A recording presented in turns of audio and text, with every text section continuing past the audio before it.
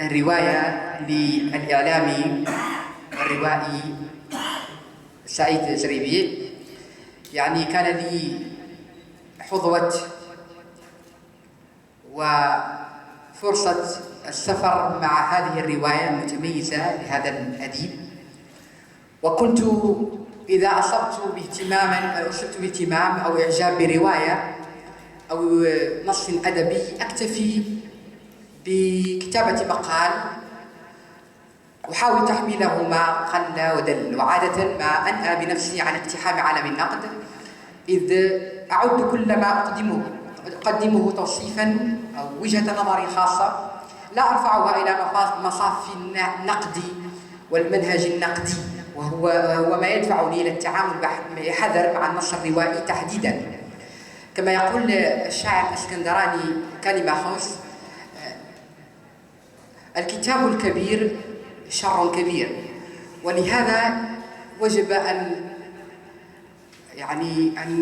نتخذ نوعا من الحيطة والحذر في تناول الكتابة الكبيرة، وخاصة الكتابة بهذا الأسلوب الرائع والشيق الذي تميزت به رواية أو زيوات. أبدأ سريعا ولن أتوقف عند التقديم الكلاسيكي لعدد الصفحات والغلاف وما إلى ذلك. هي رواية من 154 صفحة حازت على جائزة اتحاد كتاب المغرب للأدباء الشباب في الدورة العاشرة، والآن أهنئ صديق الزميل سعيد زريبي على هذا التميز. أبدأ مباشرة في العتبة الأولى للرواية، وعلى مرافق الشعور الأول يحمل الكاتب كاميرا تضعنا أمام عائلة صغيرة: الأم ميمونة، الشاب النحيف خاطري والجد محمود. التصور الأول أننا سنتعامل مع عائلة صغيرة تعيش في غياب الوالد.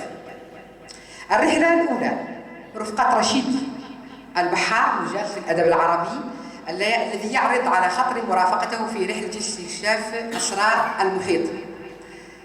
الحروف والكلمات، الأضواء والاهتمام والتعاطف، بل خبرات الكاتب من لغة ودراية لا تخطئها العين بعلم النفس وعلم الاجتماع، تقصي للمجتمع وإعلاء للحقيقة وصوت مسموع، كلها في تلك اللحظة تسخر لخدمة بطل النص خطري ضحية غياب الأب المجني عليه. نحن الآن نترافع عن الأضعف. إذا استكملنا الصورة عرضنا ظلال الطرف الآخر المشارك في لحظة التعذيب أو الجلاد الافتراضي أو الظالم، عندها نتبارى في تهميشه أو تسخيفه وإدانته واتهامه. وإذا فاضت الصيامة الكاتب فإنه يلامس بوجل بعض المفاتيح المضيئة في النفس الشريرة على عجل وحذر. لا نعتنق الظلام، حذرين مثل ما ننظر إلى وحش كاسر في قفص. وراء القضبة الفكرية التي ينسلها الكاتب لا يمكن تلمس فراء الوحش أو وصف ملاحته ونعومته دون إحاطتها بالشك. وكل إطراء إنما نقصد به أن يقودنا إلى اتهام لا يكاد يتوقف طيلة سفرنا الروائي رفقة سعيد زريبي. إنه بطل بعيد عن النمطية، وأول خاطر يرد في البال إثر الانتهاء من الرواية أية جسارة ذهبت بسعيد زريبي إلى الجحيم ليمسك بتلابيب شخوصه متقمصا دور دوستويفسكي الروائي الروسي الكبير، وبالتحديد شخصية البطل خطري، فيسحبها بكل تفاصيل حياتها الحافلة بالسقوط والوقوف، فيقبض عليها بذلك الاقتدار الحرفي في أوراقه. الرواية بشكل عام مغامرة وقفز في المجهول، تحدي للصورة المستقرة الثابتة عن الحالات. هذه الرواية تتوج الرعونة الجميلة موضوعا ولغة، فهي مغامرة لغوية حقيقية، حيث اللغة ثرية تنداح طازجة تعبق بالحياة، وحيث العبارة رشيقة تقود إلى ما تلاها دون عناء، تدحرجك على نتوءاتها النحوية وسبكتها الجزيلة دون عقبات، إلا لتوقفك دهشة وتعتريك. إنها لغة فنان قادر على التصوير ببراعة يغبط عليها، براعة تمنحك متعة القراءة ولا تقصد تعجيزك واختبارك، مع ذلك تختبرك في تقصي الخفي من دلالات الكلمات، وقد تصيبك بارتباك لوقوع تكرار يعاين الصورة نفسها من زوايا عديدة، كأنما الكاتب يخشى أن التصوير الأول لم يفي بنقل المشهد كاملا، وقد تكون تلك هنة من هنات الرواية، لكن إصرار زريبي عليها يستوقفك ربما للشك عندما يريد قوله عبر التكرار. وهل يشك بقدراتك القارئ، أم أنه يستعرض إمكانيات اللغة، أم أنه لم يكتفي ككاتب من التوصيف؟ مع وجود تلك الهنات فإنه جوال قص فني لا يمكن التشكيك بجماليته. مثل هذه الأحكام الظالمة في حق كتاب الصحراء على قلتهم تثير عجبي، لأنها ببساطة تفترق إلى الموضوعية وتصدر عن عقول تحجرت وارتضت بقياسات عامة، أقل ما يقال إنها تعكس إصرار أصحابها على جهل بتفاصيل ما يحدث على الساحة. وإن أراد هؤلاء التدليل على صحة ما يذهبون إليه ذكروا على عجل ودون تمحيص أسماء لروايات نالت الاهتمام والشهرة رغم تواضعها وافتقارها للفن، معتمدة على الاستجابة لشروط العالم الفوضوية في الاطلاع على خفي الحياة في هذه البقعة من الأرض. بذلك يقصون كل إبداع فني يمثل قيمة في حد ذاته صدر أو سيصدر عن هذه المنطقة. ليست هذه مرافعة تنتصر للأدب في هذه المنطقة بقضه وقضيده، وليست جمعا ساذجا لكل التجارب في سلة واحدة، ولكنها قطعا ذوذ عن الرواية تحديدا، لأنها باختصار تستحق التفات النقد والقراء وكذا الجوائز إليها. كثيرا ما يغذي الجنس بوصفه طابوها ترويجيا ناجحا روايات ونصوصا متواضعة. يحدث هذا في العالم العربي والغربي كذلك، وأوزيوات ملامس خطوط الحمراء دون أن تقع فيها.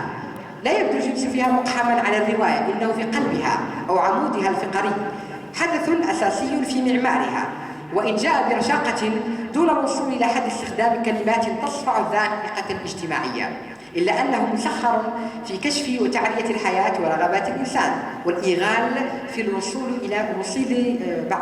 إلى معرفة الحدود القصوى التي يذهب إليها في تنفيذ مآربه وتحقيق غاياته. لست هنا بصدد كشف تفاصيل دقيقة في الرواية وإعادة السرد كما يفعل النقاد الانطباعيون، فالرواية عمل تجدر قراءته لا قراءة تلخيص مبتور عنه، ولكني أعرج على نقطة أعتقد أنها في غاية الأهمية. خطري يقيم في بوزدون ولا يقفز فوق الحواجز والعقبات، مسميا موقعه بعينه بلدة بلا اسم أو مدينة من الواقواق، إنه يصف مدينة بوزدون على شاطئ المحيط بعينها واسمها ببشرها وخريطتها المعمارية وطرقها وما وقع فيها. يدخل معركة تحدي اجتماعية، إذ يعري مجتمعا محافظا شديد التكتم خفيا غامضا لا يظهر منه للعيان إلا صورة نموذجية مثل جبل الجليد، ما خفي منه أكبر مما ظهر، ولعل تلك المكاشفة والتعرية لم تكن حكرا عليه، فسبقه لها كتاب العرب ألمح بوقار إلى حياة سرية ماجنة في العتمة، بل وإن بعض الأعمال بالتحديد التي كتبتها النسوة وعالجت الحياة السرية الفاضحة لمجتمعها نالت شهرة فاقت الآفاق بناء على كشف جزئي، فوصفت الكاتبات بالجرأة والمغايرة وتم صرف النظر عن القيمة الفنية. لا أسمي ما قام به الزريبي كشفا للواقع وتشوهاته فحسب، إنه تدمير مذهل لذلك البنيان الذي ينخر السوس، تمزيق لستائر التقنع والتحجب والمداراة والادعاء، وتعرية شاملة ودقيقة لموقعين في الحياة، موقع الجاني وموقع المجني عليه. هناك إقدام للكاتب على تشريح ثنائيات مسكوت عنها مثل الغنى، الفقر، التدين والانحراف، كما أن هناك رصا لما يوقع الفقر بكل بشاعته في نفس الإنسان فيخر بها ويدفع بها إلى هاوية تخالها الجنة فإذا بها قعر الجحيم. هي جهد ينضم إلى جهود المفكرين في إعادة تأهيل المجتمع في خضه وهزه وإدانته دون التخلي عن جماليات الفن. يبرع الكاتب في رسم الشخصيات ليست المسألة وصفا خارجيا للشخصية في لونها وطولها وهندامها، ولا مجرد سرد الوقائع التي حدثت لها فصاغت حياتها وقادتها إلى مصيرها، بل إن هناك قدرة على ولوج الروح واستنطاق مكامن ضعفها من زوايا عديدة، ورصد تلك المتغيرات والأمواج المتتابعة التي تضرب سطعان النفس. لعل التكرار اللغوي لبعض الوقائع يأتي من هذه الزاوية، حيث تفتح فجوة لا تبدو واضحة تماما في أعماق الإنسان، هناك حيث تتصارع القيم والعادات الرغبات، حيث يهدد الضمير ويعلى من شأن النرجسية والفردانية، وحيث تلعب المصالح عاكسا ذكيا لكل المفاهيم باقتدار يلج الروائي تلك البقعة والخطوط الحمراء والخطرة، وينجح في إحياء أنماط من شخصيات غير مسبوقة وأخرى معروفة أجاد في الإلمام بها، مثل غلانة وشخصيتها المتفردة وآخرين من أطراف اللعبة، لكنها الشخصية التي علقت في ذهني مثل شيطان، إنها تستحق الوقوف عندها في دراسات مطولة. شخصية لم ألمس شبيها لها في حدود ما اطلعت عليه على الأقل في الأدب الصادر في هذه المنطقة. المرأة المضيافة التي تقرأ الضيوف حق ما يكون الإقراء، الأرملة التي تربي بناتها، المحافظة التي تنهى عن المنكر فكأنها تحرض عليه، المتمردة بطوبتها التي لا تمثل ضميرا للمجرم ولكنها تقلق راحته موقع ضعفه الفريد، المتشبثة بالحياة مثل حيوان خرافي قادر على التمثل أمامك كلما غيبته. إذا كانت الرواية على هذا النحو فهل من التعاطف مع شخوصها الغرباء؟ لا يحدث هذا على الصعيد القيمي، إنك تنشد جماليا للفن ولكنك تظل واعيا بالتهاوي العجيب للخلق حتى لو لم تتم إدانته صراحة في النص، ذلك أن الكاتب يخبئ الإدانة للجلسة الأخيرة. هناك إدانة مخفية تنسل في خاتمة النص عندما يكتشف أي علاقة تربطه بأبيه المهاجر الذي غادر عائلته الصغيرة منذ ما يربو عن 12 سنة. لا أرغب في الكشف عن المزيد، ولكن أقول إنه كان واعيا عندما ختم بالإشارة إلى هول العقاب الاجتماعي الذي قد يحسب عقابا ربانيا أو عدلا لا بد من استحقاقه. ليست رواية جوالد خالية من الهنات، وذلك منطقي، قد يتعلق الأمر بذائقته أو بواقع الرواية كعمل إبداعي، إذ بدا لي الإغراق بعض شيء في شرح مفردات الحسانية في أكثر من مناسبة. كان يعني شرحا مقحما في اعتقادي، كان بوجه الكاتب أن يمرر المعنى بشكل أكثر رشاقة دون اللجوء إلى التوقف مطولا عند كل مفردة مما يجعله يغامر أحيانا بالمتعة التي تشكل عصب الرواية. الرواية مضت دون أن تؤشر إلى آفة العصر لسقوط سياسي، فراح يضع بعض الإشارات التي لو لم توضع لما أخلت بالرواية وفنيتها العالية، لأننا كروائيين لسنا ملزمين بكتابة وفق منطق فكري يحتم إبراز مواقف إيديولوجية متقدمة ومنحازة ويعالج وضعا سياسيا، لا، إلا عندما يكون النص لهذه الغاية. إقحام السياسي براءة لم يكن من اللازم طلبها للنص. هل نقول إن الكاتب ورغم تحرزه في فخ الرسالة وقع في فخ الرسالة الأخلاقية الاجتماعية، أم إنه أوفى الفن حقه وفي الوقت نفسه أوفى المنطق حقه من حيث استشراف الدمار والتأشير على جبروت العدالة حيث تقتص من البشر وحدة العقاب حين يحل؟ إنها مجرد تأملات. تنقسم الروايات إلى متن رئيسي يرويه خطري، الشخصية الرئيسية في الرواية، في فضاء يمتد من بوجدور يصل إلى شاطئ جوالد. اختار الروائي سعيد زريبي التوقف عند محطات 3 اسماها الشعور الأول، الشعور الثاني، الشعور الثالث. مغامرة استكشاف البحر وفقة رشيد، الوصف الفريد والممتع للرحلة، تلاه لقاؤه بصديق طفولته زر النساء أيوب رمز لابن شرعي لعشق ممنوع جمع والديه المحفوظ، ولالا المنتميين لقبيلتين كانتا تعيشان صراعا رهيبا، فكانت صلة الوصل وغصن الزيتون في وجه البندقية.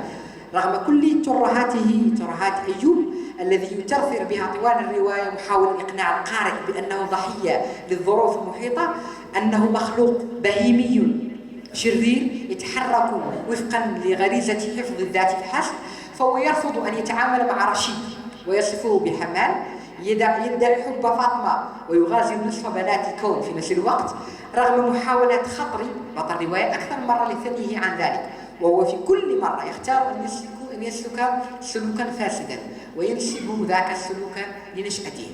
كاميرا الروائي سعيد زريبي تصل إلى خيمة غلانة، السيدة المضيافة والجريئة في آن، بناتها الهمباتة وفاطمة، وكذا عزيزة العمياء التي سيقع خطري في شباك حبها. لم يستطع أن يحدد نوع مشاعره نحوها، وإن كان حبا شفقة. تموت عزيزة في حادث مروري خلال سفرها في اتجاه مدينة داخلة، مخلفا أثرا غائرا في قلب خطري. ماريا السائحة الإسبانية التي قدمت رفقة غونزالو تلقيا حفاوة ليست غريبة على أهل الصحراء. عاد ليجدد الصلة مع أوزيوات بعد غياب ناهز 39 سنة.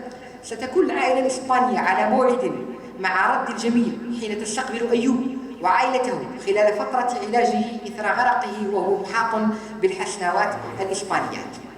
رغم كل ترهاته التي يثرثر بها طوال الرواية، محاولا إقناع القارئ بأنه ضحية للظروف المحيطة، مخلوق بوهيمي شرير كما وصفناه. ومشكلة النهاية، دائما نطرح هذا السؤال، مشكلة النهاية التي يقترحها سعيد زريبي تبنت خيار النهاية السعيدة The Happy End، وهو الخيار الذي صار متجاوزا في الرواية الحديثة التي تلعب على خيارات أخرى تعتمد على دور القارئ التأويلي الذي ينطلق مع نهايات مفتوحة ويقيد بأخرى مغلقة.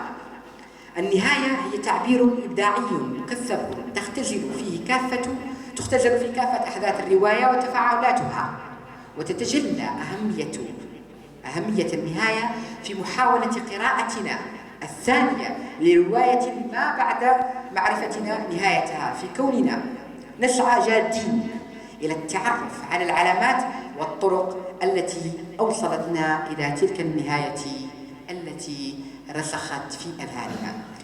كانت هذه رحلة ونظرة هليكوبتر سريعة على رواية أوزيوات لكاتبها الروائي سعيد زريبي، الذي حصل كما سبق أشرت على جائزة اتحاد كتاب المغرب للأدباء الشباب. أهنئه مرة أخرى وأشكره على هذا السفر الجميل في بين ثنايا صفحات أوزيوات. دعوة لكم جميعا لقراءتها والسفر فيها. أكيد بطبيعة الحال ستكون أمام فرصة للسفر واكتشاف لون جديد من الرواية ورهان جديد وضعه وتبناه الكاتب والروائي سعيد زريبي. وأشكركم على حسن الإصغاء. السلام عليكم ورحمة الله. شكرا للأستاذ بوفراس.